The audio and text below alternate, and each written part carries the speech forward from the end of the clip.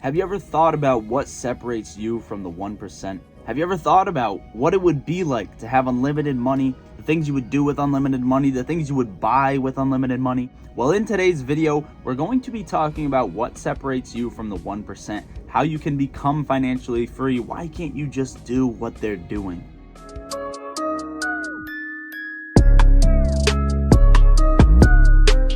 All right, I want to drop something in the video right now, and I want to make sure we're on the same page. So don't exchange your time for money. I think that's where this whole financially free division comes from and where it gets divided. And once your time doesn't have to be exchanged for money, once your money is working for your money, again, such as passive income, but you can live off of it, this is where you become part of that 1%, where you become financially free, where you can actually do whatever you want because your time is not required to make money. Your time is not required for finances, therefore you are financially free. Now, to give you a quick background story, I had a decent amount of money. I would say around 30 grand or so into my bank. And when I first started trading options, right, this is a form of stock, it's a derivative. And when I started trading options, these are extremely over leveraged. This isn't going to be an options education video, but I just wanted to give it as a little bit of a lesson here, because the topics I'm going to be talking about, you're probably like, I already know that, I already relate to that. And I don't want you to be so hard-headed and so selfish, because I want you to understand, I had a lot of money.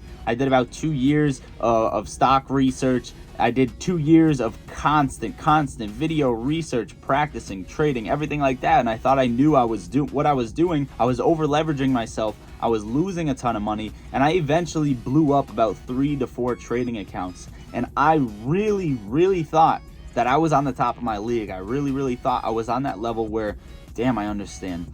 But years later, after I'd blown up all those accounts, I finally realized, what if I don't even understand now? Like, I feel like, again, I have that firm grip because I went through that. What if I don't even know now, right? Now I can relate at a much higher level than I could before I lost all that money, but that doesn't mean I am in full understanding. And that is what I want to kind of just explain to you guys, because I know some of the things that we are going to be going over you heard before, such as money management. You're probably like, I know how to manage my money. I don't spend like crazy. I do this and that with my money. But you don't understand until you understand. I kind of want you guys to not be hard-headed and make sure that these practices are replaying through your head and the passion is replaying through your head. So let's get into the steps and let's get into the video on how to become financially free. Some days you wake up, you want to go to work, or you want to plan a trip, or you want to do something else. Whatever it is, right? You might have new thoughts throughout the day. You might have old thoughts occurring in your brain throughout the day. You might have a headache. You might be sick. But what never stops is you paying that health insurance, you paying that mortgage bill, you paying that car, that phone bill, right? These are your needs.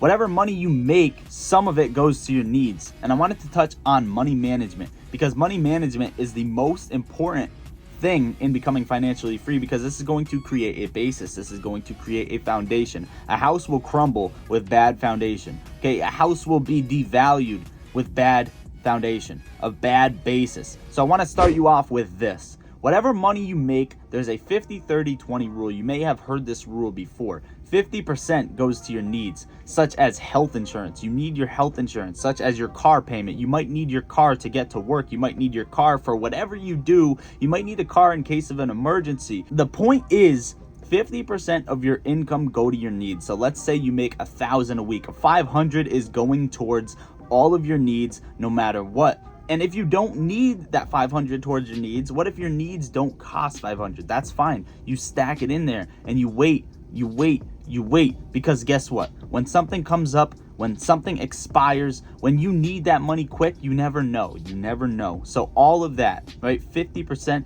of your income goes towards your needs. This is step 1 in money management. Now, that $1,000 a week you just made, 500 of it is gone, but you don't have to worry about it. A car, a phone, your mortgage payment, your health insurance. What do you do with the other 500? Do you just spend it because you're off the hook? No, this is how you live paycheck to paycheck and continue the poor line, the middle class line, the 99% line going down, down, down, down, down. Don't spend the rest of your income. Don't impulse buy and don't do things like that. Here's what you do. The next step is the 30 rule. So it's 50, 30, 20, 50 towards needs, 30 towards spending and what you want to do. So say you want to go to the arcade with your friends. Say you want to go buy a new mountain bike, right? That 300, you got 300 out of that $1,000 paycheck to do whatever you want, but make sure to spend it wisely because that can go very, very fast. And then you might try to dig into the remaining 200. This is impulse buying. This is where your money management skills kind of show how bad you are with managing money if you were to dig into that 20. Now, you never want to split up this rule, and it's a rule for a reason. It's not a game. 50, 30, 20 rule. If you start digging into any one of these pools for a different meaning, for a different outcome, for a different purchase, right?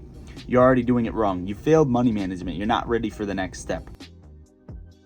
We are now on the third step and final step of money management, and this is the 20 pool. This is the remaining $200 that you have left out of your $1,000. Now, the first 50% was towards your needs, towards your health insurance, etc. Now, the second, the 30%, was towards whatever you want to buy, whatever you want to do, so that this gives you the incentive to keep pushing, to keep going. And the last 20%, the last $200 pool goes towards debt. It goes towards taxes and it goes towards investing. Okay, this is where your money is going to compound itself, because if you don't have this rule, this is the most important rule out of the 50, 30, 20. If you don't have this rule, you're going to spend 50 on needs and 50 on wants. And then what's going to happen is you're going to live paycheck to paycheck and continue the poor line, the middle class line. This 20 pool is where it compounds. This 20 pool is where your money becomes investments, where your time isn't work for money, where your money works for itself. Now, the more that the 20 rule is implemented, the more your money compounds. So if you start making a little bit more money,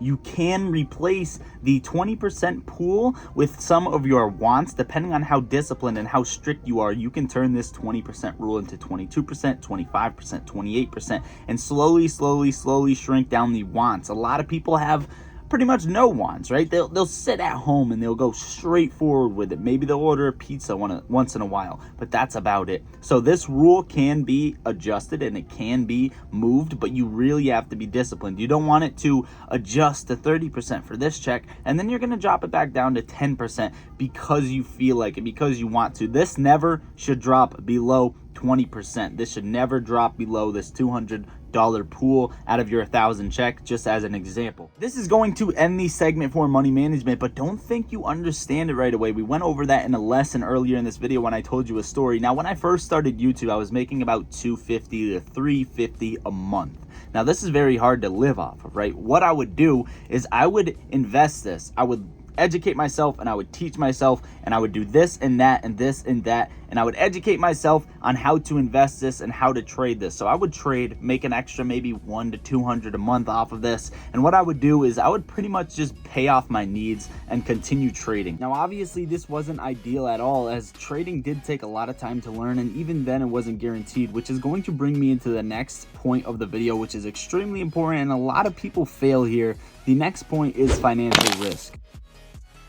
Now, financial risk is not the same for everybody. Of course, if you grew up with rich parents or a rich family, you might have it a little bit easier as jumping into real estate or something along the lines of that, where people can actually look out for you, provide a backbone for you, and something to just fall back on in general. But for most of you watching this video, you don't have the richest parents or the richest family, or at least you're trying to break that line in your family of poverty or middle class. Now, if you're someone who's afraid to take any financial risk at all, you can press off the video right now, because this is the number one thing that separates the 99% from the 1%. Believe it or not, this is why most people do not become rich, and it's because of financial comfortability. Nobody wants to take a financial risk. And I know it's scary sometimes, but this doesn't mean to go drain your bank account and dump it into a meme stock. This doesn't mean to go take your last 10 grand and try to open a pizza place hoping that it's going to work. You see, you can go to school and get a high-paying job. You can make $250K salary, $500K salary, and I think the top salary is about 800 grand, depending on what you do for a government job. But guess what? That salary is capped. The greatness of financial risk is that you have no cap to your salary, and it's all about the work you put in, which is going to bring us into point 3 of the video. Now, anybody can be financially free at the age of 40 or 60 by just working their whole life and investing it into an index fund or investing it into real estate, but to start things like that,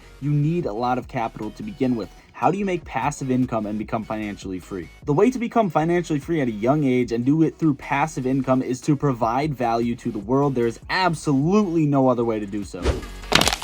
Everybody learns different things growing up, and if you didn't learn something new, or if you didn't learn something interesting, or if you don't have a specific talent, there's Google, there's the internet, and a lot of people don't like to sit on the internet and do research for other people. All you can do is inform yourself and provide that value to other people. Point is, if you want to make some sort of passive income on YouTube or something along the lines of that, you have to realize, how can I provide value for the viewer? Why would somebody want to listen to me? Why would somebody want to watch me? Same goes for creating an online store. Why would somebody come to my store? Why would somebody buy my products? Is my value that I have better products? Is my value that I have cheaper prices? What is it? Now, providing value was just an addition to the video. I wanted you guys to focus on money management, financial risk, and work ethic. 85 to 99% of people do not have the work ethic nor the drive to get rich. Now, anybody in the right mind would like to get rich. Everybody talks about how they want to get rich and how they're going to get rich, but a lot of people don't actually put in the work for it. You have to stay focused, and you have to stay positive, and you have to do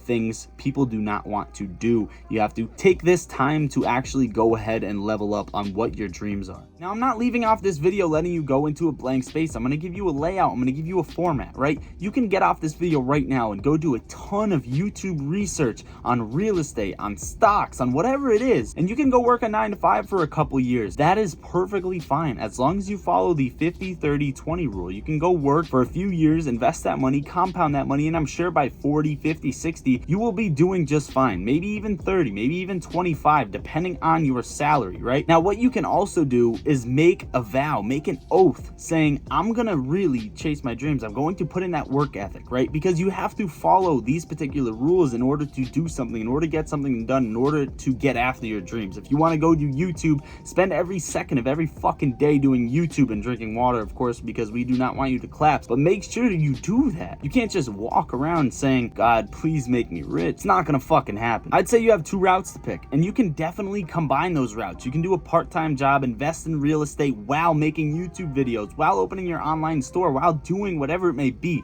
And if you guys want help, how do I open an online store? How do I start stocks? Both of those things are something you can definitely find on this channel. I'm not selling you some bullshit ass course. All of my stuff is on YouTube for free. My entire channel is about financial freedom. So if you guys want to, hit that subscribe button, hit that like button, make sure to get up to 10 free stocks pinned in the top of comments by just downloading Moomoo and depositing any amount. You can trade on there, and you can find anything about trading on this channel. I love you all. Lottery Stocks out.